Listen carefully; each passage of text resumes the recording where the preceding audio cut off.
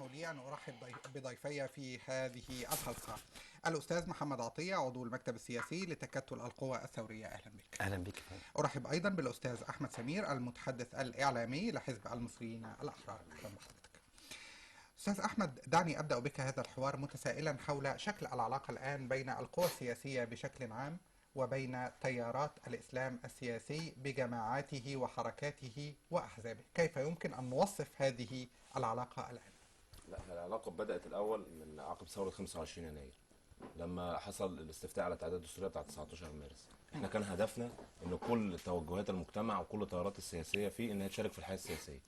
التيار الإسلامي، التيار السلفي، التيارات الليبرالية، التيارات المدنية، كل التيارات كان هدفنا ان هي تشارك معانا في العملية السياسية. أنشأنا الأحزاب، وكان هدفنا ان احنا ما يبقاش فيه أحزاب على مرجعية إسلامية، لكن حدث العكس.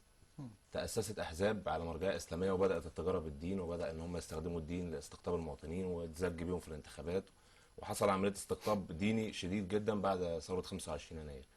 إنما العلاقة حاليا بعد ثورة 30/6، العلاقة بين التيارات المدنية وبين التيار الإسلامي علاقة متوترة جدا وشبه معدومة يعني.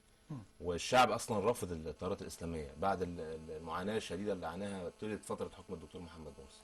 طيب، يعني لما بنتكلم دلوقتي احنا اولا بنتكلم على مستوى القوى السياسيه مش على المستوى الشعبي.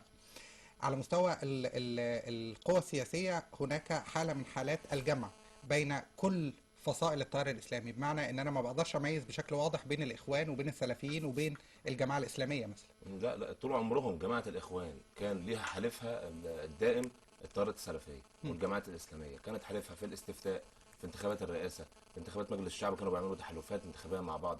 فهم كلهم يعتبروا كتلة واحدة. ما تقدرش تجزأ بينهم لأن عمرهم ما اختلفوا. حتى لو كانت في اختلافات بينهم بتبقى اختلافات بسيطة، إنما هم في الأصل كيان واحد. كان واحد. طيب،